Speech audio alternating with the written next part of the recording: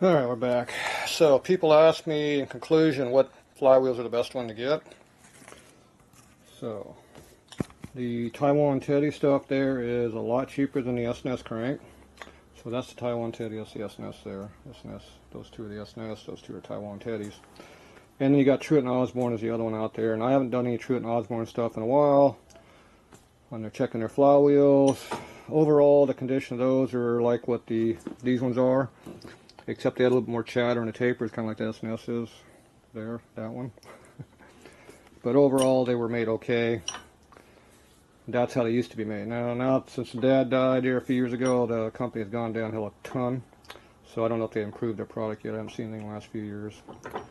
If you go look at my 61 low mileage Sportster rebuild, you'll see what their quality of work was really, really bad a few years ago.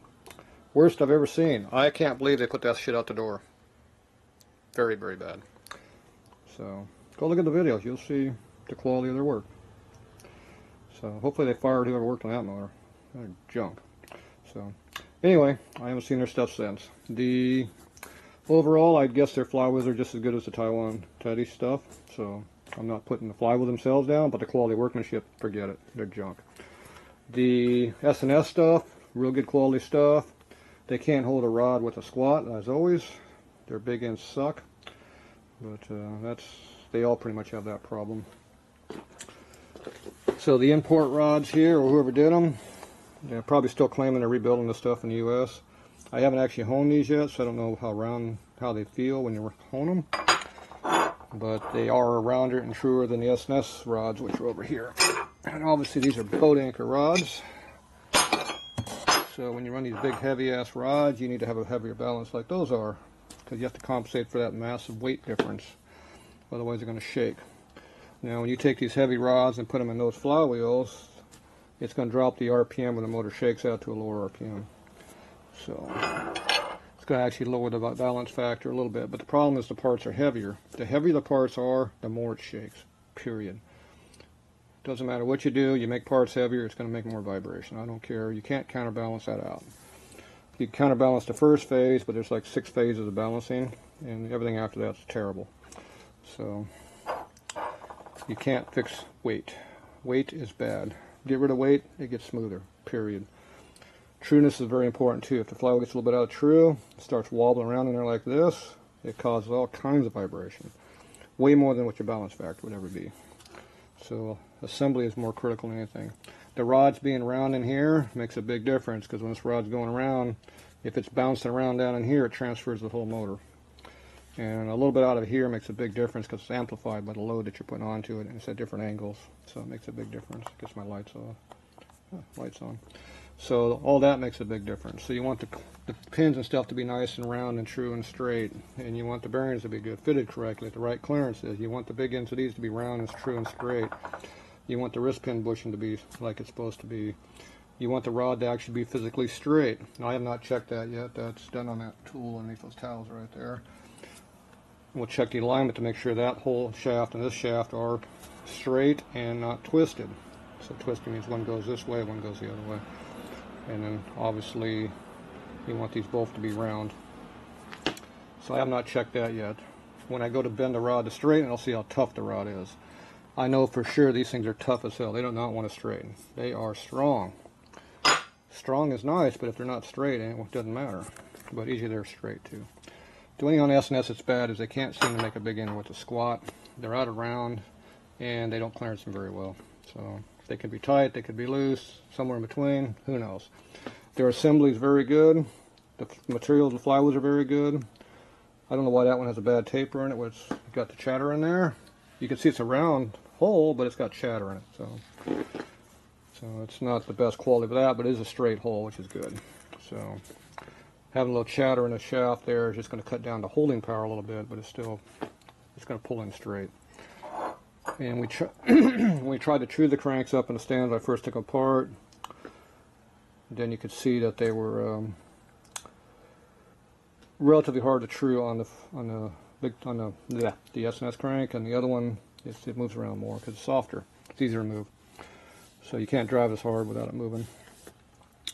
So These rods here, I'm not expecting to be very strong. Usually these replacement rods, see how they say replacement on them, are weak. They're not made, they're not heat treated very much, so they're not like a spring. They don't have a memory very well. They pretty much, you bend them and they stay wherever they bend at. It doesn't take much force to bend them. The S&S rods have a good memory and they don't want to bend.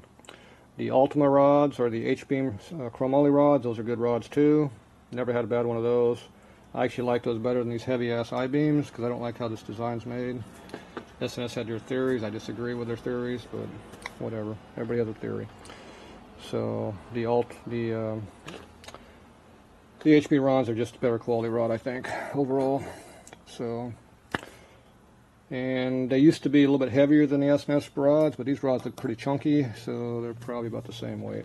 We're back to the same thing. Weight is bad. Genuine Harley rods are pretty strong. Sometimes you get a real weak one, but overall they're pretty damn good for what they are. So they're not as strong as these, but they're stronger than this junk here. So they are pretty good easily, but not always. You always get a bad one in there. The newer the stuff is, the easier the worse it gets. You get stuff back in the 40s and 50s and 60s, it's consistently pretty good quality stuff. You get in the 70s, they started making stuff cheaper. 80s definitely cheaper. 90s junk. Everything new. Everything past the 90s is crap. Harley quit making a good crank in 89, so everything after that's no good. So there you go. So if you want a hot rod motor, S&S flywheels by far is the way to go. The whole package is there to be stronger and going to hold up better, except for they need to be rebuilt and fixed to big end. They need to get those bearings fitted correctly and make the rod straight. So otherwise they're going to fail. And I have had failures. Not for me, but other people doing it. And that even works on the new M8 cranks they're making these days in twin cams. There's 6 people in town that lost cranks in under 500 miles. And that knucklehead crank that the S&S is replacing here, or the 46 motor, where it's around here in pieces, it had 300 to 400 miles on the motor and lost the rod out of it. It took out the whole motor. So, and that had a, I'm not sure whose flywheels those were. They're either Taiwan Teddies. No, I don't. I think they were a Taiwan Teddy set, but I'm not sure. They might have been an early True and Osborne, or they might have been an import copy of them. And a lot of those motor parts came from over in Europe, so you know, probably German made. But nobody's owning up to who made what parts. So I don't think they were American though. I don't think they were True and Osborne. And they didn't have the big S on them, but see that's a new thing that Taiwan Teddy's been doing, is putting the S on stuff. So it might have been an earlier set of theirs, but either way it failed. So back the same thing. That is very important. That fails, takes out the whole motor. And what's the first thing you do on a motor when you build it? Fix that, because that's the first thing that goes in the motor, crank. So very important. The shafts and stuff on that, we know that the Taiwan Teddy shaft is made wrong. And the hour and a half it took me to fix this problem here, you could have bought a new shaft that was made correctly. Now S&S shaft, which is under here, is good. It takes the screw in the end of it just like Harley made it to shut the thing off. This one here has a double set screws that goes in the inside here. It's threaded. So that's what these double set screws are. Not a very good design. Jim's makes their shaft. I think they have a press-in brass plug to plug up their hole, which is fine. So the S&S stuff is ungodly expensive for no reason. The Jim shafts are not nearly as bad, but damn, they sure cost a lot. But, you know, so I'm thinking Jim shafts is pretty much right now the best you can get right now. I have issue with Jim stuff. They got cheap ass material they use. I wish they'd use better material. Their machining's good, but their material sucks, so it breaks. Has issues with it, flakes. This one here is S&S's one. Now, this could be made by Jim's. I don't think it is because it looks different than Jim stuff. But you know, it's private labeled. Anybody can make anybody for anybody. But I'm thinking S&S is having their stuff made somewhere else because it doesn't look like Jim's.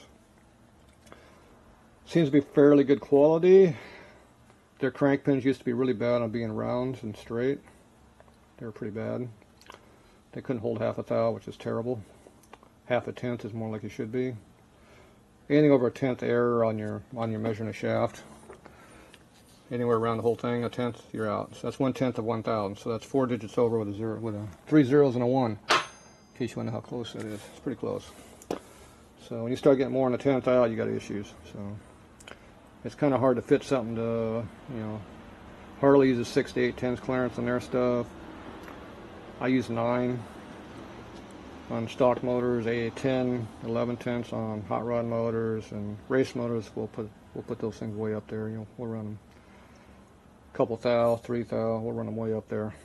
You know, something like this motor up here, I run 2.5, 3 thou clearance on my rod set. My rod bearings, they are loose as a goose, but they live at high RPM. If you're going to spin that thing at 7,000 RPM and leave it there, you better have some loose bearings. If you don't, they don't roll, they slide and it tears them up. I found that out over years of racing. So, but 1.5 to 2 is a good hot rod street number if you're going to run really, really hard at high RPM all the time. Drag motors do not run at high RPM all the time. They go up, shift, go up, shift, go up, stop. They don't stay there at all. Land speed racing, I'm at 7,500, 8,000 RPM for 1.5, 2 miles. So that's a long time. That's a minute and a half. So big difference. So versus the drag strip, you're only at about 3 seconds where you're at max RPM. You know, the other end of the track. So a lot of difference in how you build the motors. All right, so if you want a stock motor that has a lot of grunt downstairs, the heavy flywheels definitely give you more grunt, stabilize the power curve. I run really heavy flywheels in that motor. It stabilizes the power curve and lets you pull against the load hard. When you're doing land speed racing, it's like going up a hill that's like this. It's got a lot of load on it, and as soon as you get out of the throttle, it just stops. it goes the other way instantly. And so, same as like a semi-truck. You put a lot of load behind a truck, it's hard to pull that thing. And that's how high-speed racing is. Drag racing, you go through the gears real quick, boom, boom, boom. It's not a lot of load. So, it's a little different. So if you're doing a lot of in-town hot rodding and stuff like that, drag racing, these lighter flywheels like S&S has here, make it go faster. It'll shake a little bit more on cruising speed because the motor will slow down between each firing impulse. It'll back up a little bit further each time. The heavy flywheels will keep it going consistently. It stabilizes the motor more. So, but it does make a difference how they run. So if you want a heavy flywheel bike, I would say buy the bare flywheels. Put Jim shafts in there, and either get the S&S rod set or the DH beam rod. I wouldn't use these replacement things. So that's how I would build a crank. So, and you can either use aluminum cages like this. These are the steel cages here. Looks like they're steel cages again. They keep changing these designs of these cages they're using. It's just a new style. These are the new style steel cages. I like the old style steel cage, which has more rollers in it. So if you look at these rollers, see these are shorter than these. These have longer rollers. But I bet you there's one less roller in here than that one. That's a 17 roller cage. Those are 294 in length, the short roller. The early roller is a 320 something, 330 overall length. And there's 18 instead of 17. This looks like there's only 16, but it's a long roller. So if you count these, it's probably only 16 to a cage. So this is a cheap set to buy. If you buy the steel cages, Jim's reproduces those cages. They're very expensive, but it gives you more rollers. The more bearing area you got, the better it's going to live. Now, V-twin was making cages too, and the first ones I used to get, they would break. So in a few hundred miles, the motor would start shaking and have an issue, take it apart, and the cages are all shattered. So hopefully they worked out their bugs, but I don't trust them. So I would use either genuine Harley cages. They're a -51 number. And then that means they use them 51 up to 74, 73. What year they changed the cage? 73, 74. I think when the aluminum cage came out, which is that one over there. So the easiest one to get is the aluminum cage. So that's by far the most economical one to get. Works good. If you want a little bit better quality, go to the steel cage. Early stuff, not that late crap. You can just look at that and see there's less rollers in there than this one here. Now this has shorter rollers, so this does have longer rollers, but I'd rather have more overall rollers than shorter rollers. So it's hard to see how many we got here. So let's do a comparison count here. So this one here, we just drop it on top. Put the roller right there. It's the same all the way around. It's the same quantity. And you notice how we're one less. See how they're not even anymore? See how they're even right here? See how it's getting further behind? So that has one less roller in it like it looked like. So suck. So, like I said, the early cage, you have those same long rollers in it, but there's 2 more rollers than what's there and 1 more than here. So you have the most bearing area. So that's the best setup. I don't have any of those laying around here to show you, so you just have to take my word for it. But that's how it works. So there you go. Hot rod motor, S&S flywheels, stock style motor. That's going to be a lower RPM grunt motor all the time and not rev it up like a stock motor was. Heavy flywheels. Use gem shafts, use S&S or the import H-beam rods. Ultima has a good rod set. I don't know, I've seen other brands have them. So anyway, they're relatively cheap, so you can use those. I don't like those rods. And if you want to spend the money for the S&S shafts, I don't trust their crank pins yet until I measure. Until I measure that one, I don't trust it. You have to watch the videos. That's the 47 knuckle rebuild, and this is the 47 knuckle rebuild. So you watch those 2 videos. That's this motor over here. It's 47. So you'll see me putting the crank together and going to that one. So you watch those 2 videos, you get the other. You'll see these cranks being redone all the way through. But overall, that's where we're at. So if you had to buy something and not rebuild it all, that's a tough one, because I think the Taiwan Teddy has it's definitely a better fitting bearings in it. But like I said, I've seen failures there too. So yeah, if it's an all stock motor, you never rev it up, probably the cheap ass Taiwan Teddy crank is probably the better way of going. The balance factor sucks though, as you can tell. It's pretty heavy, so it's going to shake more. Oh well. Any kind of a hot rod motor, definitely S&S crank. Any kind of, if you're going to abuse it. And longevity, the S&S stuff will outlive the other one quite a bit because of the better material in the components. So there you go. It's a toss-up. There's a big difference in price too. So, and there's always availability. Both of them don't have stuff in stock all the time anymore. So it comes down to what can you get now, or how long you're willing to wait. So either way, I always rebuild everything, as you can tell. Don't care who makes it. It comes apart. I rebuild it. So there you go. There's your differences. Happy hunting. I don't know if I helped you any. Hopefully I did.